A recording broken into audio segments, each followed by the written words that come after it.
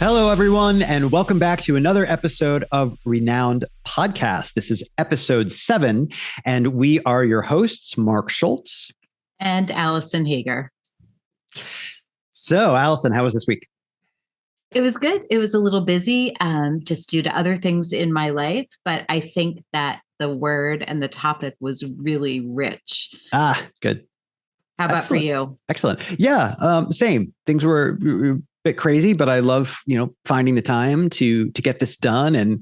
And I don't know, I just feel like it's sort of building momentum. I feel more connected to things. I feel like we're using those brain muscles to be more critical thinkers about things. I don't know. I mean, long way to go for me, I think, in many ways, but it's been good. It's been good. Do you want to remind us of what the word is this week? Absolutely. So the random word that we had generated for us last week was dirt. Good old dirt. I said, very rich. A lot of possible ways to go. So I'm really excited, Mark, to see which direction you picked. Yes, right. Compare. We have yet to do like I think it'd be very difficult if we had the exact same path, but similar enough paths where maybe we find even the same references or something. That'll be interesting. But yeah, we'll see. I had a thought this week that where I ended up might be something you would do, but why don't we jump in and find out? So Absolutely. As a reminder, or if you're a new listener, Mark and I each roll a die to see who gets to go first. So yes, a die. I would like to acknowledge that in every episode so far, I have called this a dice. And Alison and I had a conversation about it because I noticed it, and then she was keeping from me that she noticed it every episode, which I think is funny. Anyway, just in my background, my family always called it dice, regardless of if it was 1 or 2 in board games and whatever. And I think that just stuck.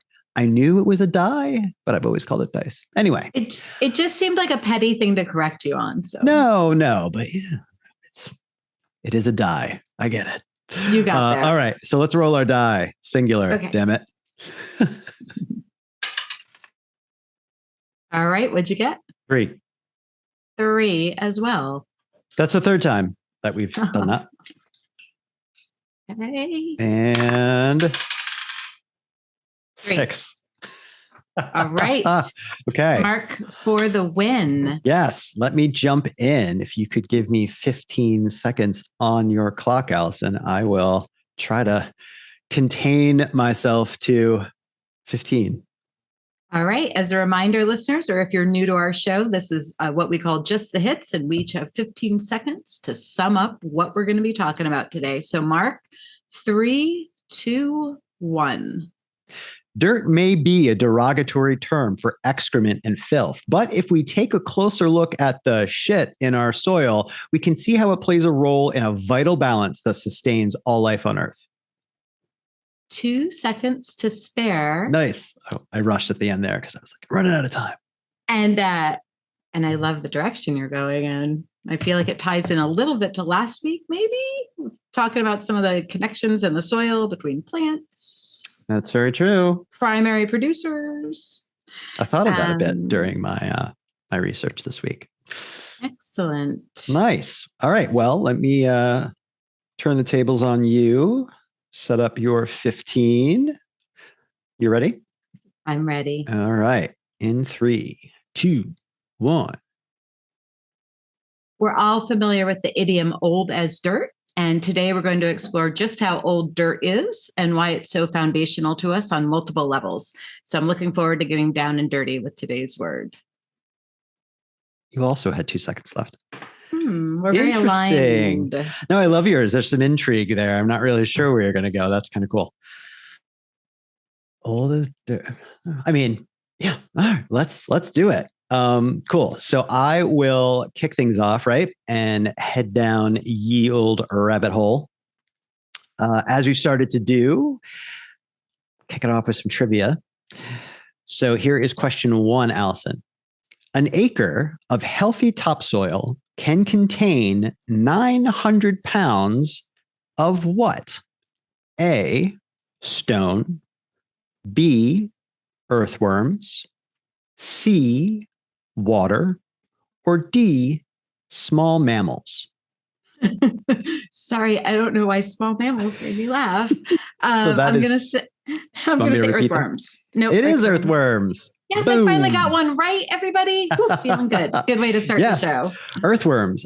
And for each earthworm in that acre, an estimated 15 tons of dry soil pass through each earthworm in a year. That's remarkable. Each year, 15 tons. These little guys are moving, guys and gals. Moving and pooping. Well, are they? No, they're not female or male, right? Oh my gosh. No, they're not. just earthworms. I don't know. I feel right. I'm like suddenly like, are they? Are they?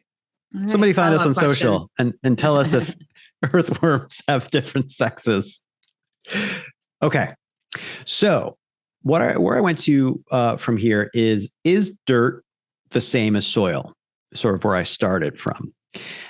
So per the etymology, I'll take a second to cover that, right? I have to. I just have to.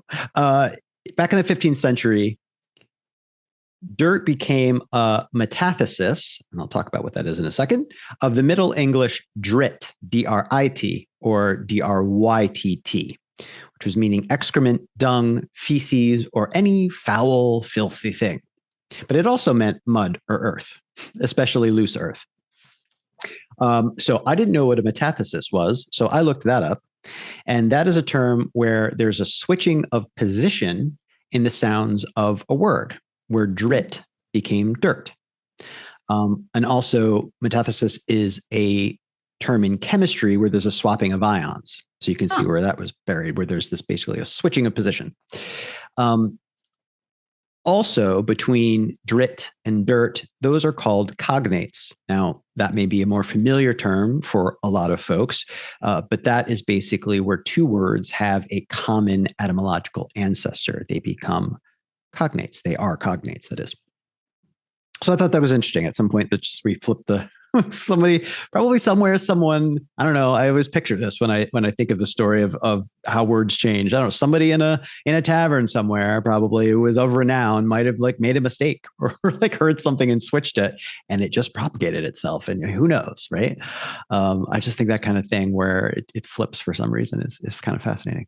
But anyway, so I started there, and per the etymology, right, dirt as excrement or foul things in mud.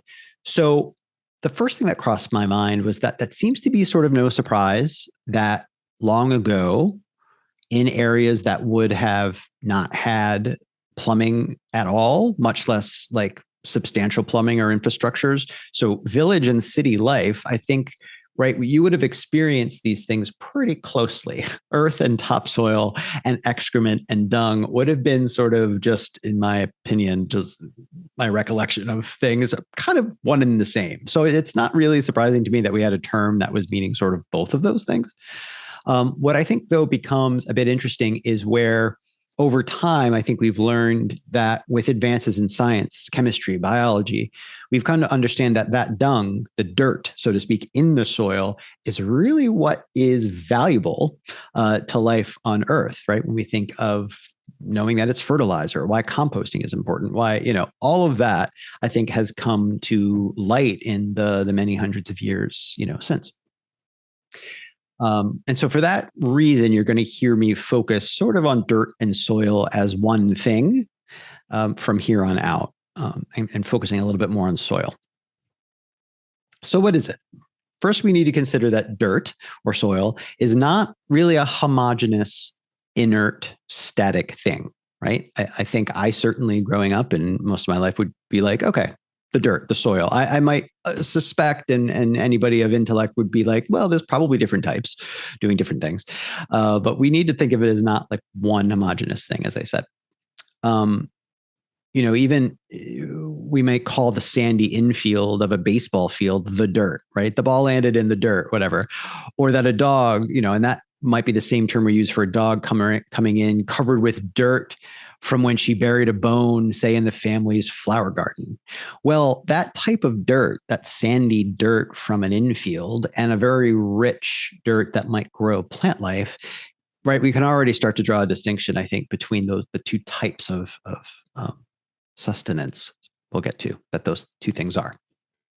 So a gentleman named Andy Manali, I believe it's pronounced, is a master of science and a master of public policy. He is retired from the EPA, the Environmental Protection Agency, and he teamed with a gentleman named Skip Heiberg, who is a PhD economist and scientist. And in a 2021 publication called A Guide to Understanding the Fundamental Principles of Environmental Management, has described a few things, but I have to pause for a second. So although it's called A Guide to Understanding the Fundamental Principles of Environmental Management, I think the subtitle is quite fun. It ain't magic. Everything goes somewhere. Which I think it's really funny for like two gentlemen of high esteem and like learning to be like, all right, guys, it ain't magic. I think it's great. So they set up, soil. This is a direct quote. Soil is a dynamic matrix of mineral particles, air, water, organic matter, and living organisms. And so they go on to explain that the proportions of the organic or carbon-based compounds in the dirt versus inorganic compounds, non-carbon based, is really what gives us the range and the different types of dirt that are out there. It's in fact what might drive us to consider distinctions, I think, between dirt and soil, as we've been like sort of talking about, or topsoil and mud versus et cetera, et cetera. And so in their estimation, we can think of soil in three categories. Two are inorganic, and one is organic. But in each, they have different levels of stability and sort of variability.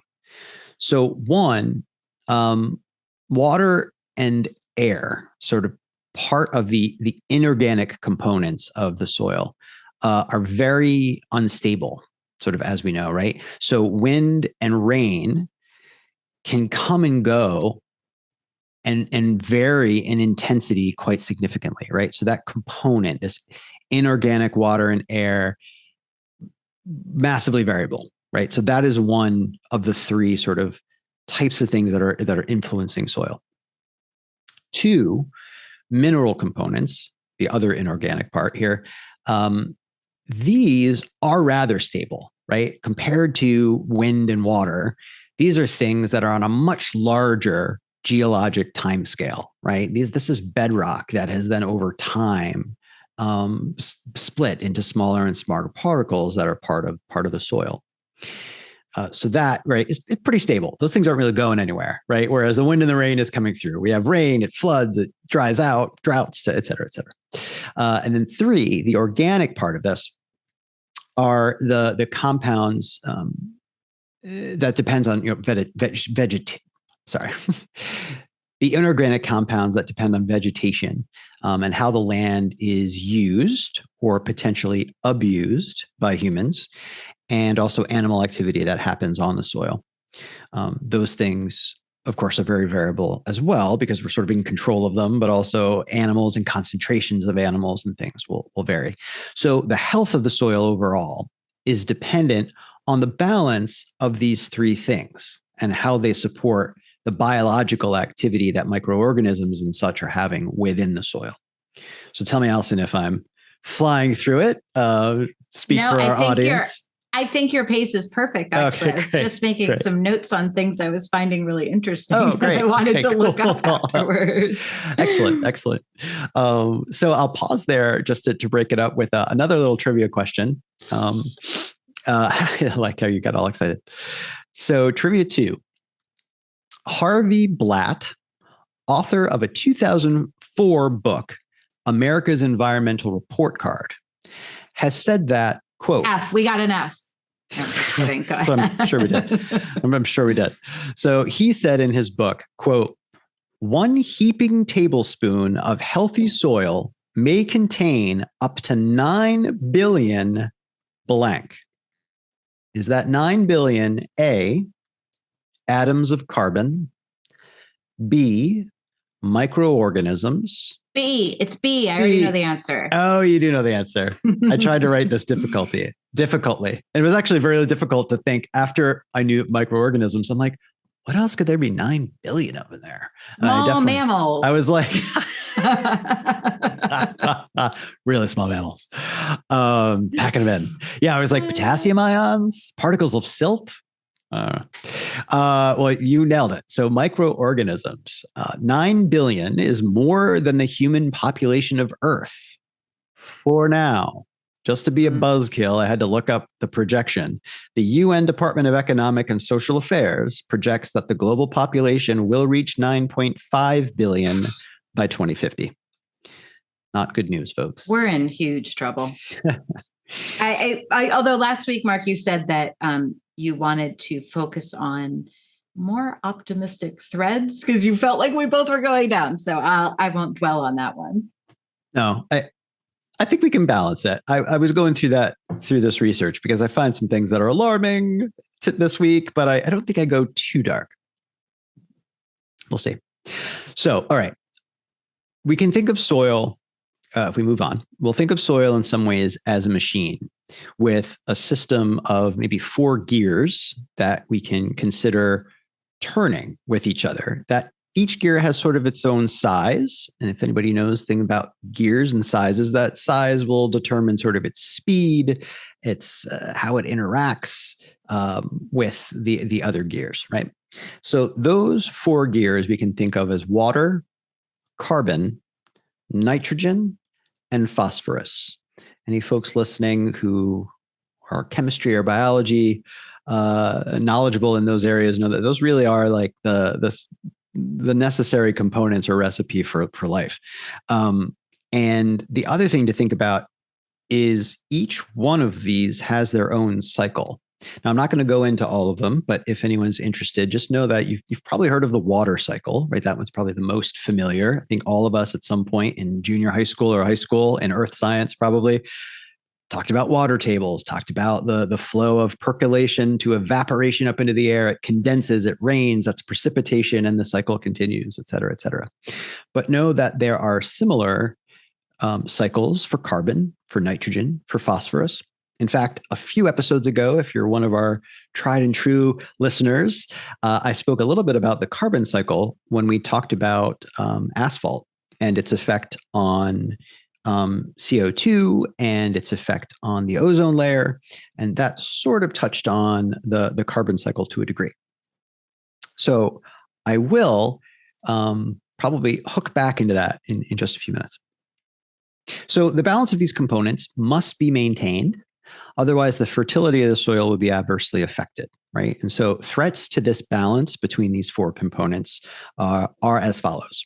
You can over-irrigate. So irrigation, right, is the man's use of basically watering fields, right? You find a way to divert rivers, or you find a way somehow to move water and sort of artificially water fields other than just natural rainfall.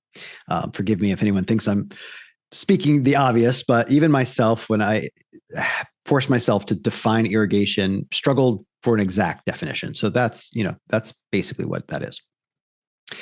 So over-irrigating can lead to issues with the soil's salt content, right? Affecting plants' ability to grow. So over-irrigation becomes a problem with salinity. Soil compaction from confined livestock, right? Stamping their feet, their weight, compacting the soil, or from machinery and overuse of big, heavy modern machines can reduce the amount of air in the pores within the soil. And that affects the ability of the soil to absorb water. Therefore, things will have runoff and depositions of some things of that nature will start to affect the soil as well. And you need air, of course, for a lot of chemical reactions and things to occur. The use of fertilizers can affect acidity of soils. And in the research, they called out specifically places like Australia that already apparently have a slightly more acidic level to their soils naturally. The addition of human use of fertilizers can really kind of cause that to go over a threshold where it really becomes a problem and the viability of the soils is at risk. So I'll take a second because I thought it was a very nice, as I mentioned before, complement to the discussion about carbon from asphalt and highway. I thought I'd go a little bit deeper into carbon in particular. So we should remind ourselves of carbon in general. It has a unique molecular bonding properties, right? It can interact with so many different things. It's easy, so to speak. She gets around, he gets around. So because of that, right, it is so important that there's an entire branch of science devoted to it, organic chemistry. I can hear many of you screeching right now, probably in painful memories, college memories of organic chem. So we shouldn't only think, though, of soils as important for growing things, right, or for growing food. While that may be certainly one of their most essential roles, especially as we face the overpopulation that Alison and I just touched on, right, with the projection of 2050, 9.5 billion people and growing. We can also think of soil as a really significant carbon sink, right? Think of too much carbon and its role in the atmosphere as being negative. Having more opportunities to sink carbon, to store it, to sequester it into things is important. And so soil holds the largest portion of active carbon on Earth. Higher levels of carbon in soil improves the aeration, right, for oxygen content in the soil, as well as the overall stability, in part because the soil can then hold more water. And as we talked about, that reduces the risk of erosion from the soil. So it doesn't hurt the soil. I just wanted to cover that. It doesn't hurt the soil to be a carbon sink. It's not like we're forcing that on soil. Soil's like, no, I don't want it. It actually helps. Poor right? soil. Poor soil. It actually helps. The carbon content also increases the biological activity in the soil that drives decomposition of the organic materials. Animals die, they're there, they're not just staying there. They're being stripped by microorganisms. The engine of this is largely carbon, apparently. So therefore, a few best practices for sustainable agricultural practices come to mind so that we're not throwing the dynamics off, and we keep an eye on the treatment of carbon in this system.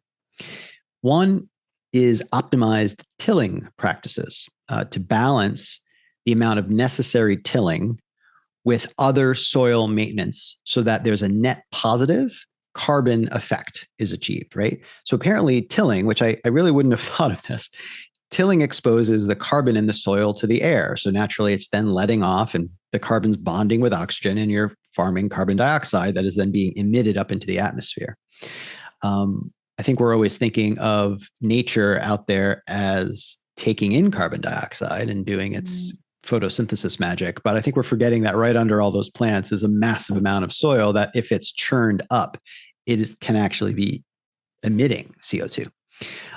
Which was interesting to me because I'm thinking of the asphalt and I'm thinking of the negative emissions from that. And it's kind of dawning on me now, the more research I do, is these things that I consider inert that are just out there exposed to the air aren't doing anything, but they are. So tilling, although it's certainly necessary, it can be planned, the research I did, so that there's a proper proportion of that tilling, so that overall the sinking of the carbon is outweighing the kick up of carbon dioxide in the periodic tilling. And so there are best practices for people to do that. Crop residue management. I thought this was interesting. So the crop residue would be after you harvest the crops, how much of it is leaving behind. I'm assuming it's things like chaff or things like, that are waste products, but they're still part of the plant. So this residue is, of course, organic. It can then decay and return carbon back to the soil. There's also something called cover crops. I didn't know what this was at all. These cover crops are planted and not intended to be harvested, but to grow in areas that are in field areas that are, not actively planted with something else. So picture, right, you have 3 fields and you're focusing on field 3 for this growing season with corn. You should probably plant cover crops that you're not going to harvest, you're not going to sell. But what they're doing is they are keeping the biodiversity of the soil rich. They are reducing pests. They're fighting weed infestation, and just the root systems. The roots play a massive role in, creating biological decomposition when they die in the soil itself. And isn't there something, Mark, and you may have not come across this in your research, and I don't remember the details, but I do remember from some sort of science class, there's also certain plants that really help like lock in nitrogen in soil, because there are certain crops that very heavily deplete soils of nitrogen. And once that happens, your fields can be absolutely useless. And so there are certain plants you should plant after to rotate to make sure that you're replacing it. That makes sense. I didn't get into deeper than the just cover crops in general. I think in other parts of my research, the nitrogen fixing was certainly part of it. To your point, especially in the nitrogen cycle. So nitrogen was one of our lists. And so I didn't go into the phosphorus and the nitrogen cycle. I looked them up and I saw like similar circular arrow, diagrams of that. But to your point, that's an important part of this whole system for sure. I think it points out something you've commented on before. You start doing the research and then you could just do it. You could, for a month, because then you realize all the stuff. You're like, I have no idea what the phosphorus cycle is. And it looked really interesting. And that's what I mean by the different sizes of the gears, because the phosphorus cycle, there aren't as many stages, and it seems to take it felt like it took a lot longer for things to happen in that cycle. It's interesting. A couple of the other ones. So manure and composting. I think that's an obvious one that I think any of us that'd probably be the first one that I think a layman would guess. Would be like, well, you're probably going to want manure. You're going to want to fertilize that. So yes, that is true. And then the last one would be the types of crops used. Apparently there are perennial crops that don't require annual planting. And crops like that naturally have a more robust or dense, such as crops that have a naturally robust or dense root system. As I mentioned, that's important.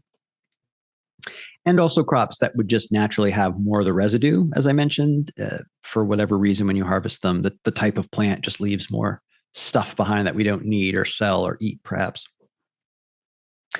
And the amount of carbon solids, can store really depends on the water content. So the water content of different types of soil becomes pretty important. And here's an interesting comparison of 3 different types of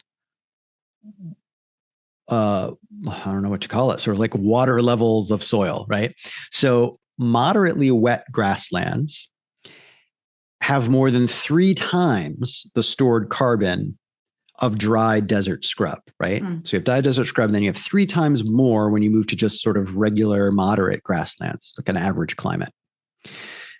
But then you go 4 times that of the moderate grasslands when you go to wetlands. So swamps and marshes. So what that's showing you is that with each sort of gradation of how wet the soil is, you just get a massive amount of carbon storage that's possible, which really underscores, I think, and at least for me, puts a little bit more tangibly why wetlands are so important. I think we just maybe know that in general. We think maybe it's just the water. In some ways, it's probably not just the water. It's also how much carbon in general is being sunk because of that. Because if we look really macro system in the world, this is why there is some hope that if we slow things down, this would be the engine of what starts to strip things out of the atmosphere that are negative, right? These little carbon sinks could start to bring nature back into balance over time. We just can't lose them all. However, that is a good segue into my last section, which is why should we be concerned? And I'm going to try to not be too much of a buzzkill, Alison, as you mentioned. So in many ways, I want to be clear. You're very much allowed to be a buzzkill, and sometimes our topics are going to bring us that way. It's just cute because last week you were like, I'm going to make an effort to be optimistic. Right. So, okay. You can think of Earth as you can think of soil as the skin of the earth, a thin, but a really critical organ, much like for us, that sustains life in many ways. But it doesn't replenish this skin quickly. In 2015, scientists from the University of Sheffield reported that it takes about 500 years to form 2.5 centimeters of topsoil under normal agricultural conditions. Wait, say that stat again. It takes 500 years Oof. to form 2.5 centimeters depth of topsoil, right? So that topsoil, as we can imagine, based on everything I just described that it's doing, incredibly valuable. We just need to keep it around and not damage it so much that we're waiting 500 years. Because as we know, that's not a balance that we're going to be around for then if we muck that up, so to speak. So here are some stats that I put together. We just mentioned wetlands in particular. Looking at the US, in 1780, there were 200 million acres of wetlands. As of 2019, there are 110 million acres of wetlands. So at first glance, that may seem like, well, it's still up there, 110 versus 200. But to consider 90 million acres of wetlands having disappeared, I think is alarming. Also, that's wetlands. That is the best of the best of those three levels that I just talked about. Right? Wetlands were the most of a carbon sink, sort of the most valuable for us ecologically. So I thought, all right, let's take a look at grasslands. So the Great Plains have lost over 2.5 million acres of intact grasslands from 2018 to 2019. So that's in 1 year, right? I couldn't find a comparison. I couldn't find, right, the 1780 to now. I think it'd be bleak. But if we're losing 2.5 million acres in just a year in current time, I think that's very alarming, right? For our ability to have these carbon sinks, for our ability to have something that can start to rebalance the world, the ecosystem.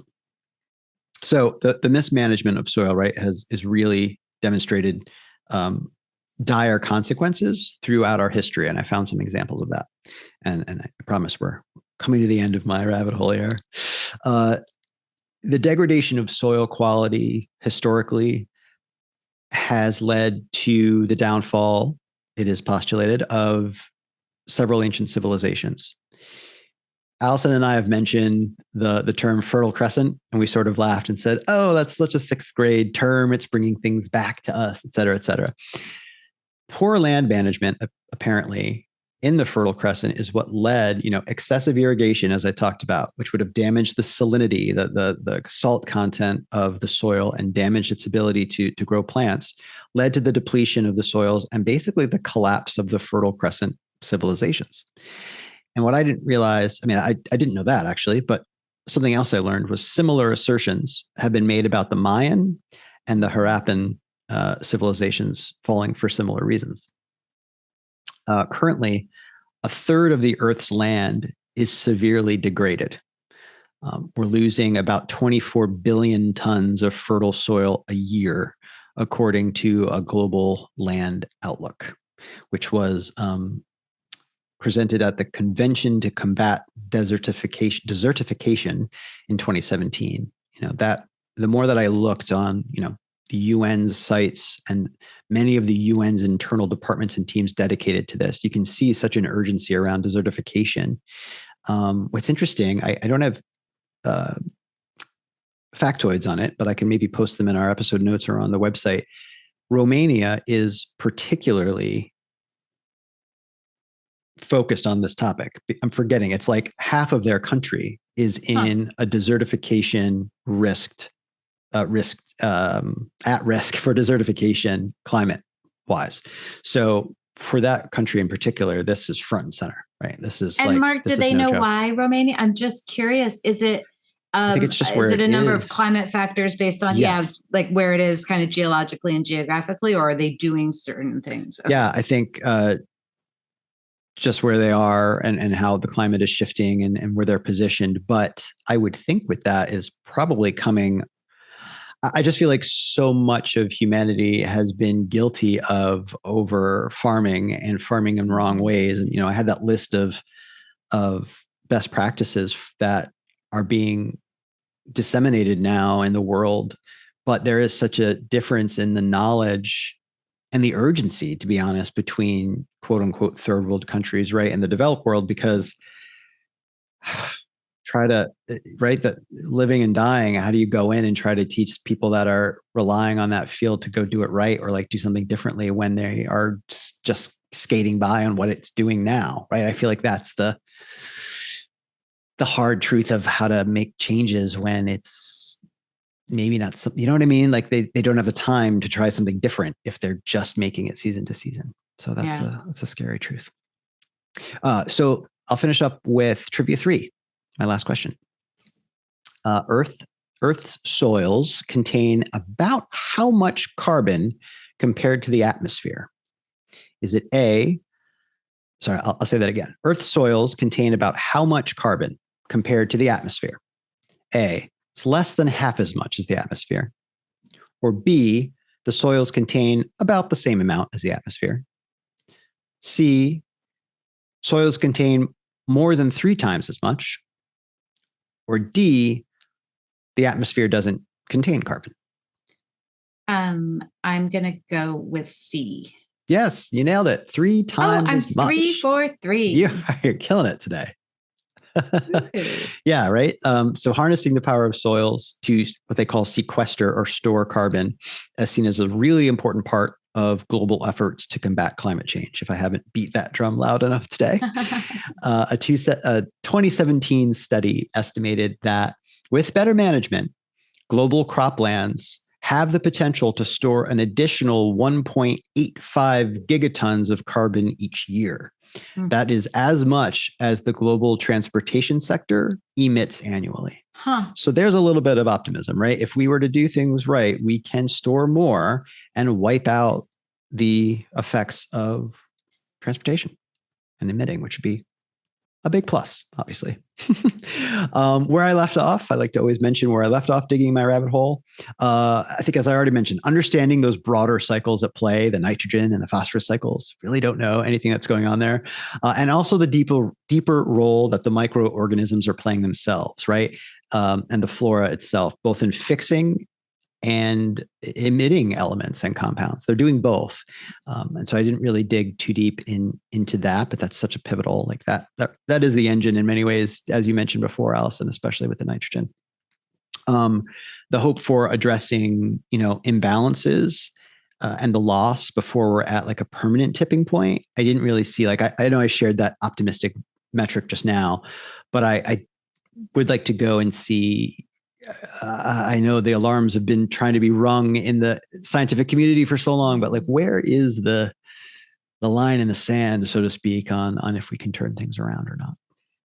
So thank you, everyone, for listening to my rabbit hole this week. That was great, Mark. I think you'll see when I get into mine, it's different, but there are a bunch of points, like crossovers. So that's good. Interesting Excellent. that we hit both of those. And I also find it really interesting that I guess, again, this was part of our hypothesis originally, but so many things. We are in episode 7. Am I right? Yeah. So many times already there have been crossovers between episodes, even though the word and the direction we may have gone with that word is very, very different from week to week. Like last week, the word was production. Then I was talking about the production cycle and you were talking about the carbon cycle. And then I was talking about trees and how they interact with the soil. And here we are, and it's like linking back in. And every episode, I think we've seen some link back to something that we wouldn't have necessarily predicted would be related. And I think that's really fascinating. That's a really good point. It's true. Right? It is such it's a massive network of learning and interconnectedness. Yeah. Which makes it fun. You got me thinking about a few things, but I think I'm going to save them for our big question. Okay. That's a deal. Segment. And thank you for giving me easy questions so that I didn't look as dumb this week as I have. I think you're just smart. They weren't super easy. That's good. Lucky. You nailed all 3. That's amazing. Okay. Should I go down my rabbit hole? Of course. Let's do it. Okay. So Mark already touched on dirt versus soil and how the word dirt can mean the same thing. And, yet they can be defined differently. And this was one of the tricky things I found in the initial research this week in untangling that. There are also many other words for or meanings for dirt, right? But basically, the Soil Science Society of America defines dirt as displaced soil. So they say, soil, it's alive. Like Mark was saying, it's full of microorganisms and worms and fungi and insects and other organic material. Whereas they define dirt as dead. Dirt is, the sand, the silt, the clay, the little pieces of rock. Interesting. So it has none of the living organisms. It's not an organized ecosystem. But it is the basis of soil, right? It's how soil starts. So you start with that basis of dirt, and all those other things come to it, and then you have a rich soil. So it's this very tenuous difference, but I wanted to look at the kind of dirt piece as dirt, but you really can't do that without it also just flowing into soil. So bear with me. So all soil on the earth began as dirt, and all that dirt came from rocks eroding into sand and grit and dust and gravel. All those things, of course, again, used interchangeably. But let's go back to the beginning of dirt, go back to the basics. So we know that dirt is created when rocks break down. That happens through wind erosion, through water erosion, glacial grinding, sometimes heat and chemical reactions, creating these small particles. And then this dirt becomes the basis of soil, as I think we've made very clear now. I think I've said it like 3 times and Mark said it 3 times. So stop repeating. Piles of soil, piles of soil, piles of exactly. We build things from these piles of soil, going back to construction. Going back to episode 2, everybody. So you get this dirt from rocks breaking down. Also, once enough dirt has collected in one place, and we're talking vast amounts of dirt here, that dirt will then create sedimentary rock, because the weight of the soil itself will compact, and that pressure will compact the bottom layers into actual rock. And then the process begins again. So in earth science, this is creatively named the rock cycle. Just makes me laugh. It's like straightforward, name it what it is. So Mark talked about the carbon cycle and the nitrogen cycle and the phosphorus cycle, and I'm going to talk about the rock cycle. The rock cycle is more complicated than that because there are 3 types of rock, right? There's igneous, there's metamorphic, and there's sedimentary. And there are additional interactions and processes that act on and affect those other 2, the formation of and the breakdown of. But we're really going to primarily focus on the sedimentary rock in our dirt talk today. Is it weird that I had a preference as a kid? I was like, ew, I hate sedimentary rock. It's all like of course crumbly and all whatever. Dirty. And I was like, igneous, like fire bread, and it's sharp and it's shiny. Yes, I like igneous rock. Somehow that doesn't surprise me. It seems very right. Am I butchering that? Igneous rocks are like volcanic rocks and like correct. Yep. Go igneous. Team igneous. Hashtag. Okay. I'm sorry. So I think we've made it very, very clear that dirt's created from rocks. Sedimentary rock is created from dirt. So which one came first? How did this all start? Well, what do you think, Mark? That's really hard. Actually, don't answer, because if you might just give away my entire next paragraph. I would think igneous. It has to come from the core and lava explosion. I didn't frame my question very well. So I'm glad I didn't. But I was just thinking, if dirt's creating sedimentary rocks and sedimentary rocks are creating dirt, it's like the chicken and the egg. Which one came first of those 2? So the oldest sedimentary rocks known of on Earth are approximately 3.9 billion years old. Earth is approximately 4.54 billion years old, give or take 50 billion, give or take 50 billion years. But the oldest sedimentary rocks that have been discovered, they're found in Greenland in a belt of rock known as the Isua sequence. It's ISUA. I looked up many places how to pronounce this correctly, and Isua seems to be what most scientists say. But if someone knows a better pronunciation, please do let me know. I had not heard of the Isua sequence, but it's not just sedimentary rock. There are different types of rock. They're the oldest that have been found on Earth. So they're almost as old as the Earth itself. So where did they come from? Well, they were once dirt too. And that dirt or dust came from the Big Bang. So the Big Bang occurred approximately 13.8 billion years ago, creating cosmic dust. As we know, dirt, dust, mud, smut, soil, excrement, they're all the same thing, right? So this cosmic dust, this cosmic dirt is created by the Big Bang. And that dust then condensed to form the stars and later the planets, including our planet. So the planets are formed out of this cosmic dust, which eventually compacted to rock here on Earth. And we see some examples of that in this Greenland sequence. That rock eventually broke down into dirt. And you already know this. It goes back to being rock. We go through the rock cycle. So I started in my quick hit on, okay, we have an idiom in the English language, old as dirt. Like, how old is dirt really? And the amazing answer to that question is it's older than the stars themselves.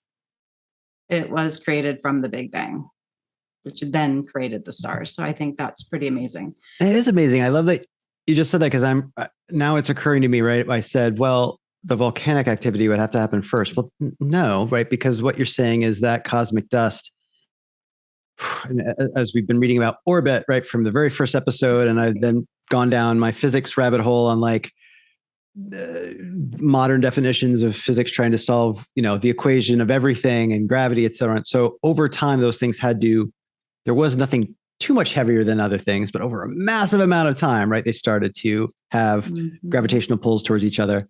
And then when they got so heavy, it fused to be molten core, right? Got it. Sorry, audience. I'm like checking. I'm like, that's correct, right? Okay, good. And then we go from, the Big Bang happening, 13.8 billion years ago. We go to Earth becoming a planet, as far as they can tell, about, let's just say 4.5 billion years ago. And then all these processes. So everything's coalesced now, and you have a molten ball of stuff. And then, Mark, as you said, you have a million chemical reactions going on. You have a million physical reactions going on that then take all of this and create Earth as we know it, still molten in the middle, as we know. For those of you that believe in a rounder, an orbital Earth, and the dust. So a lot of things were going on, not just the condensation, like I was talking about, like as Mark pointed out, all these other things were going on too. But the fact that I would never have thought of it this way until I was doing this research, that dirt is older than the stars, kind of blew my mind. So not only is our planet created from dirt, in the true definition, we also rely on dirt. And Mark, you talked a lot about this. So we rely on dirt as the primary ingredient in the soil that produces the vast majority of our food, when we think back to our primary producers that we discussed last episode in the food chain. So dirt is truly foundational to us as a species. It's what we stand on. It's what we rely on for the basis of sustenance. And it's also what we become again when we die. We step back into that never-ending cycle, ashes to ashes, dust to dust. So we are part of that bigger cycle as well.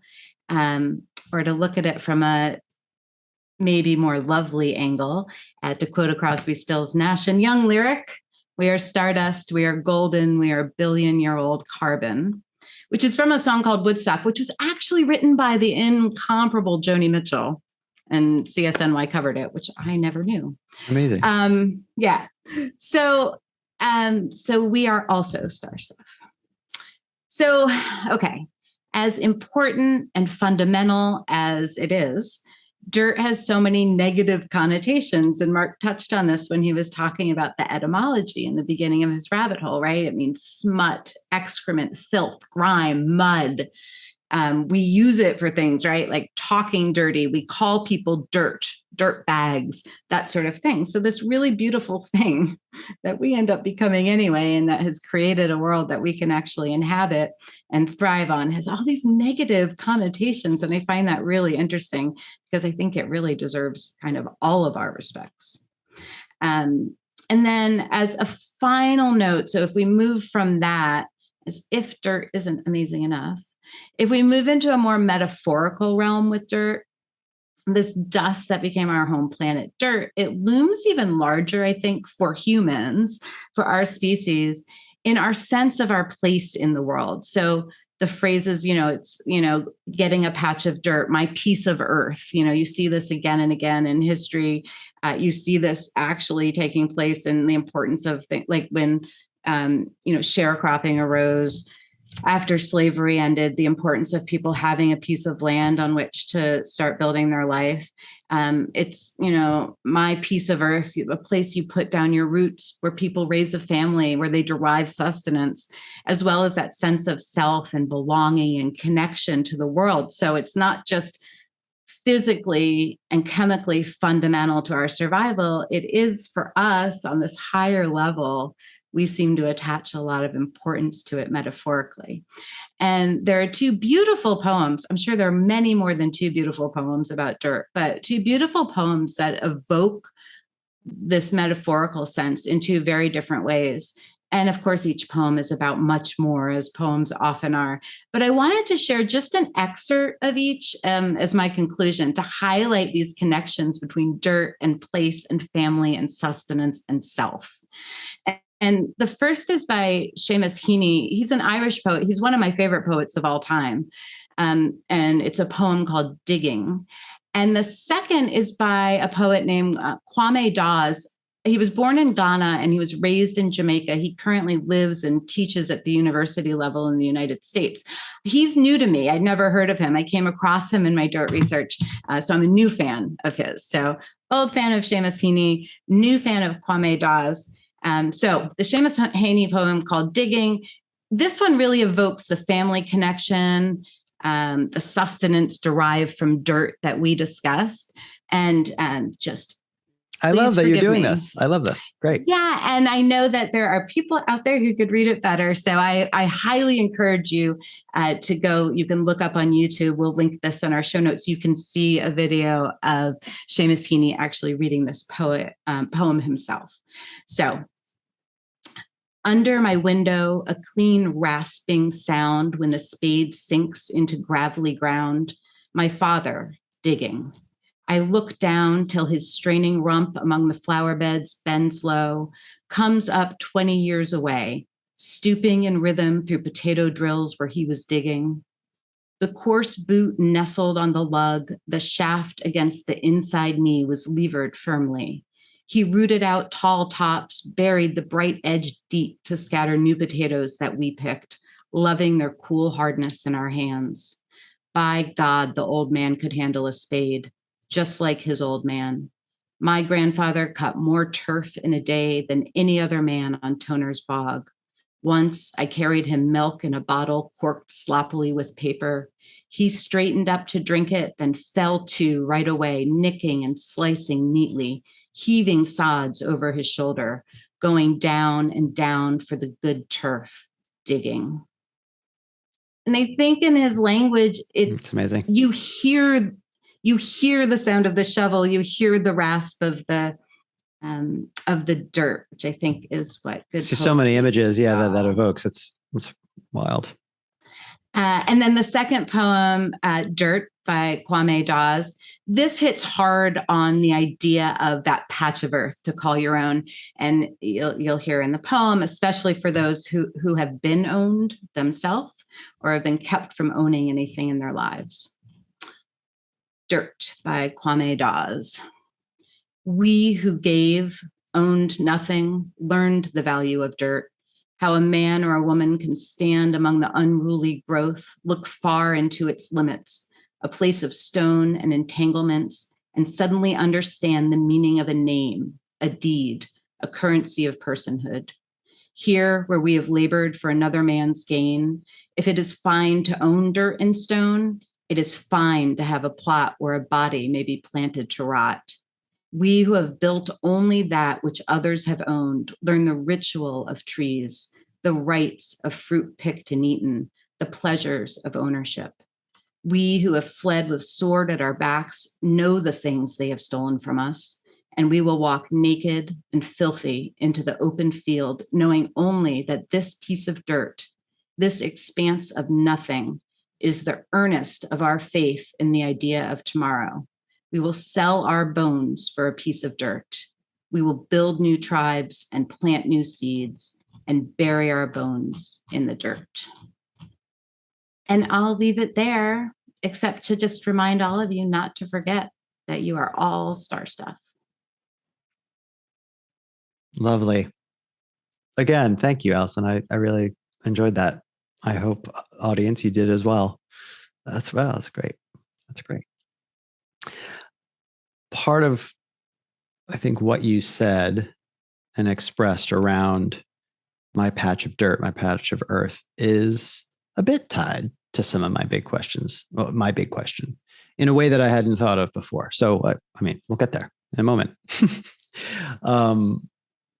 So, listeners, we're going to transition into our big questions, and then we'll get our new word and close out this week. So, Alison, if you don't mind, I know I've won the die roll earlier, so I'll jump into mine. Yes, absolutely. And you just said you have a good transition. Well, I think so. So I'll ask the question, and then I'll explain why I think it's related to yours. So, what's occurred to me, not for the first time, and I think it's most likely occurred to many of us, is as we continue to overpopulate the earth, and we come to terms with what that means, not only with climate change, but with how climate change will compound the urgency of adequate food and resources, et cetera, et cetera. And over time, I think, therefore, an adequate distribution of your patch of land. Like eventually, right, if everything decays, you're not going to be able to have that if 9.5 billion doubles in another 200 years. You know what I mean? Like it's just going to be, we're at exponential growth right now. Well, we always have been, right? Any species population is exponential, but it's getting scary fast. And we know that science community has been ringing the bells for quite some time, the alarm bells. So I think that's where part of my question here is related to. Eventually, it's going to be the impact on your ability to not be in massive urban high rises, one on the other, with a degradation of quality of life and food and a patch of earth, so to speak. Well, literally and figuratively, right? So my question became, especially looking at all the cycles, all of the dynamic equilibrium at play in earth and ecology, and the balance of these different gears, right? This the different spans of time, how it can bounce back, how it can adapt. But if we're throwing things too far out of whack too quickly and crossing tipping points, the danger of that. So one of my main question here is, as we continue to increase our lifespan, make really important and valuable progress in, honestly, I don't think it's science fiction to say eventually achieving immortality, even. Like, to think of the amount of time that we have increased our lifespan in just the past few hundred years, and the massive amount of learning that we're doing right now through everything from the Genome Project, CRISPR, cloning, the growing of artificial tissue to address diseases and so on, the research done on telomeres and things like telomerase, where you are able to repair the fraying edges of DNA, which is thought to be one of the main drivers of aging, et cetera, et cetera. I don't think it's difficult to say, if we don't eradicate ourselves in the next 24 hours, just kidding. But in the next, say we do survive the next 500 years, 200 years, the amount, how quickly scientific progress compounds, I really don't think it's impossible to think that we would just achieve basically an immortal state of some kind, or just a significantly longer lifespan. So as we do that, right, the overpopulation question becomes an issue. The way that we coexist with the earth just becomes incredibly urgent.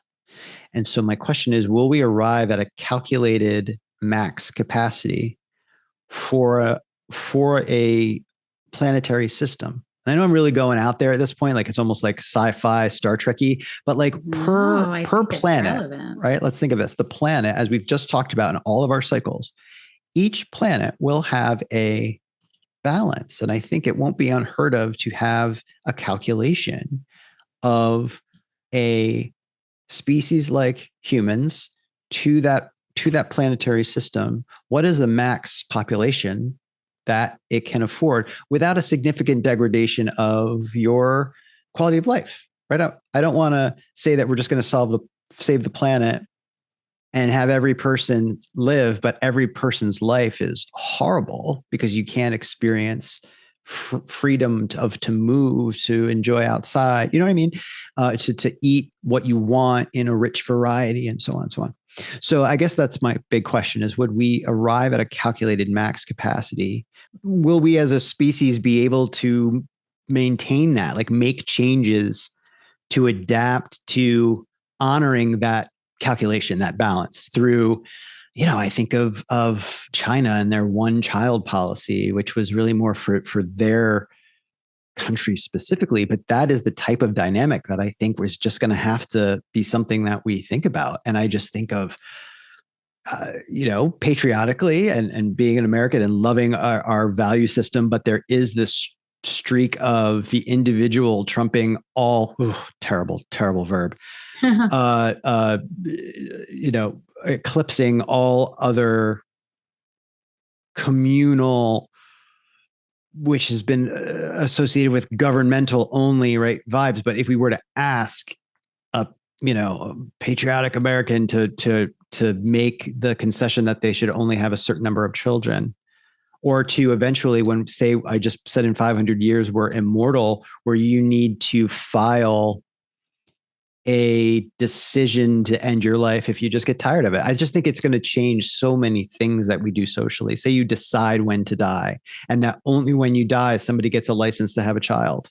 Like, that sounds probably like a dystopian nightmare to some people listening. But in my feeling, we're in a closed system unless we really, start to branch out to other planets. But even then, that's a closed system, and you're going to have to eventually, over time, have an equation for a balance for that system. Otherwise, we're just going to start to trash everything and be what in popular cultural, the Matrix, Mr. Smith said, you are a virus as humans. You just consume and leave everything. And so when are we going to learn to coexist with our surroundings? That's my soapbox and my big question. I think though, right? It was great. It was right in keeping with all of our big questions, which are like, we don't have the answers, but these are the things that we need to be thinking about as the world. I think you hit it, and where I was going to go ties right into that. I also was thinking very much about like terraforming on Mars, for instance, which is sort of a future goal of SpaceX and NASA.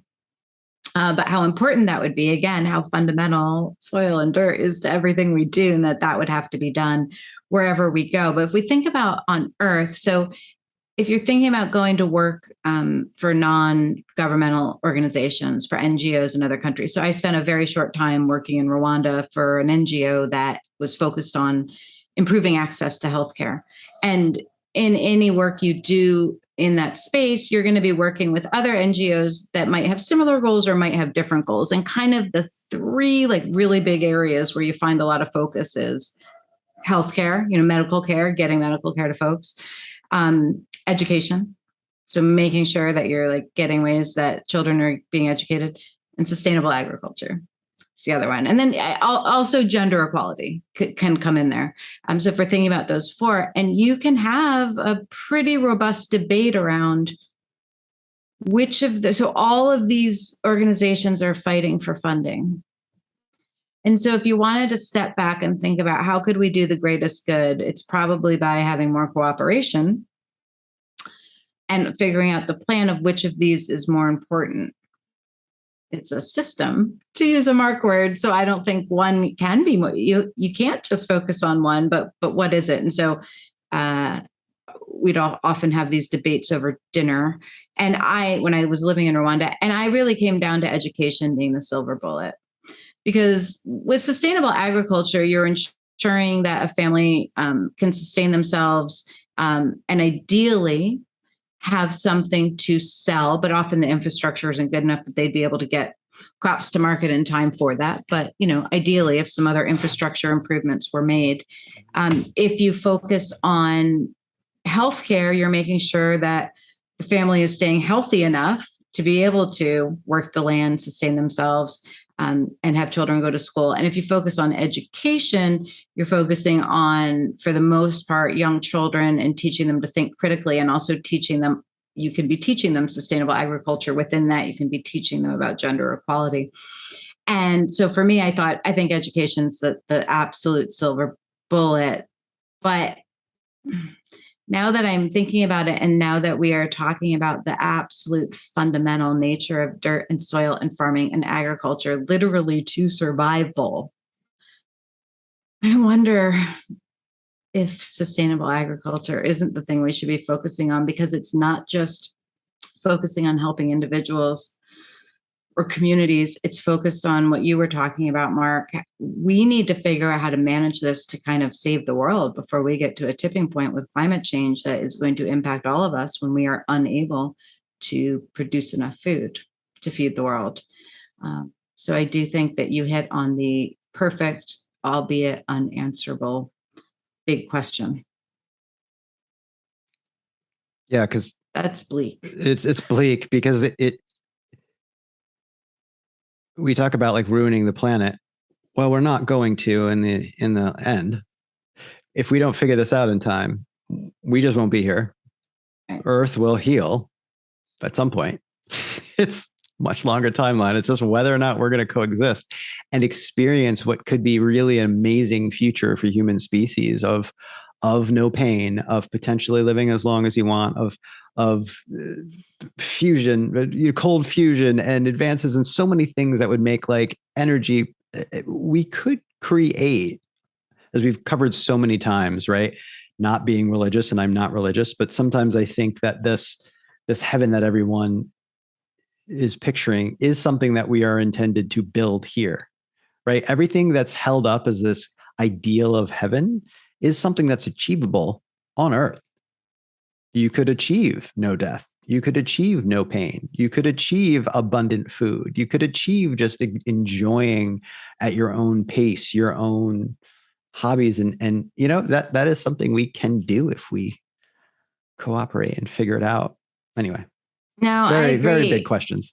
It is a very big question. I wanted to throw one other thing in, and I just wanted to Google this quickly because I wanted to make sure I wasn't imagining this. But sure enough, there's an article that we will link in the show notes and on the website from April of this year. I wanted to see how recent it was too. A NASA scientist, I don't know if you had seen this, Mark. He was protesting. Basically, he's very worried about climate change. The work he does at NASA gives him a lot of insight into just how bad it is. And so he decided he was just feeling a sense of desperation because his point was like, nobody's listening, right? We say this, we talk about it, we have summits on it. And then you have scientists like these experts and people either don't believe them or aren't listening. So he actually chained himself to a JP Morgan Chase building in LA. I can't believe this wasn't on, I didn't see it on bigger news outlets. And I only ran into this like a month ago, unrelated to any of this research here. And one of a quote from him is, "We're going to lose everything. And we're not joking. We're not lying. We're not exaggerating." And so I think to be driven to that, and he kind of ends his little protest by saying, that means additional levels of death and suffering. Like, let's get down to it here. So if you want to think selfishly now, everyone's going to die. And that's what the stakes are. And so I feel like when you have experts in the field driven to that level of desperation and activism, things really are dire indeed. And I don't know what it will take to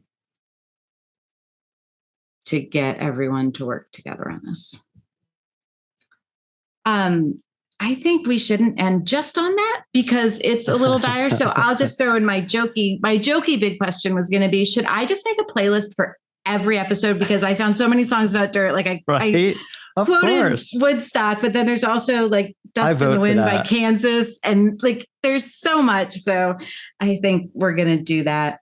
And I do encourage, I know we've maybe left people feeling a little down here. There are a lot of other great avenues. If you're thinking about dirt, and one I almost went down was the history of the night soil men who removed excrement from, for many years before there was indoor plumbing. Or also, I was going to delve into Lenny Bruce thinking about dirt as like talking dirty. I thought that might be an interesting way to go because he wrote an autobiography called How to Talk Dirty and Influence People. And he, of course, was famously up on charges of indecency. And he died before that could actually, he was out on appeal, but before the sentencing could happen. But he's been posthumously, for anyone who doesn't know, Lenny Bruce was a comedian who worked blue in the 50s and was jailed for it multiple times. And he's been posthumously pardoned for that. But there's kind of that whole interesting idea about talking dirty and First Amendment rights and what that really means. So those are maybe a little more fun and uplifting routes to go down. Right. Amazing. Well, I really loved our conversation this week. So everyone, we are going to transition, I think, into our final segment, which is getting our new word and recording our gut reactions.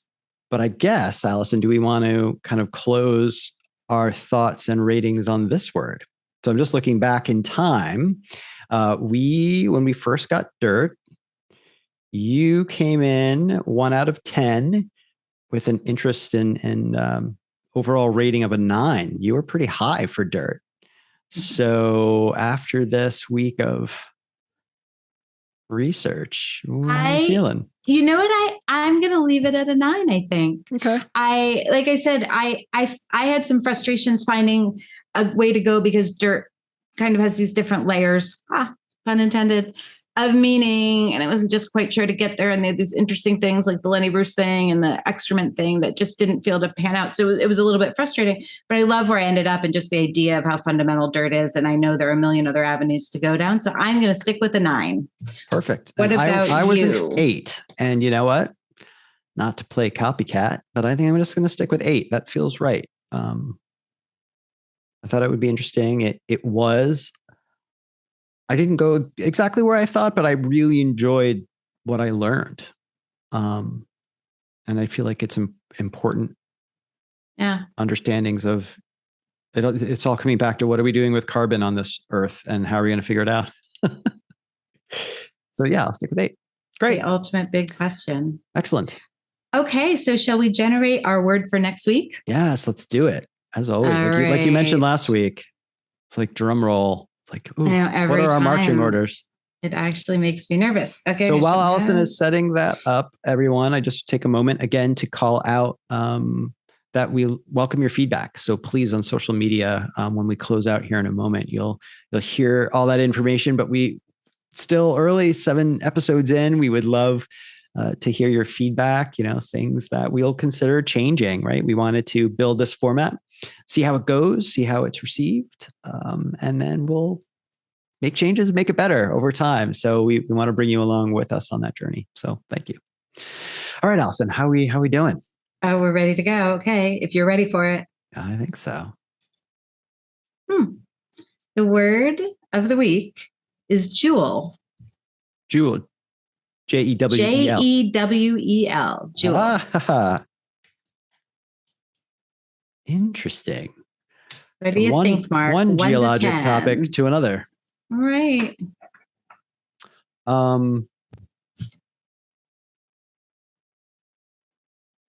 Like 8 again. I think this is high for me, and this isn't going to be low. I just feel like from geologic to a current, like a value and currency and what people desire, and in the past, it's great. Excellent. Okay, 8. I think I'm going to go with a 7. I was initially feeling 8. 1, I don't want to copycat you, and 2, I just kind of thought, well, there could be so many avenues around this that are kind of geologically related, which would be kind of similar, maybe making it a little less interesting to me. But I'm going to go with a 7. So we have Mark at an 8 And we have me at a 7 for Jules. So I think, Mark, with that, shall we close out? Absolutely. All right. Well, thank you so much, everyone, for tuning in to our podcast. Please, if you enjoyed the show, we would love it if you would follow or subscribe on whatever platform you're on that you use to listen to your podcast. And if you could leave us a rating, that really helps us and it helps other people find the show as well. You can visit us on the web at renownedpodcast.com or on social media at Renowned Podcast. And of course, we hope you'll tune in next week for a new episode with a new noun. Until then. Bye, everybody.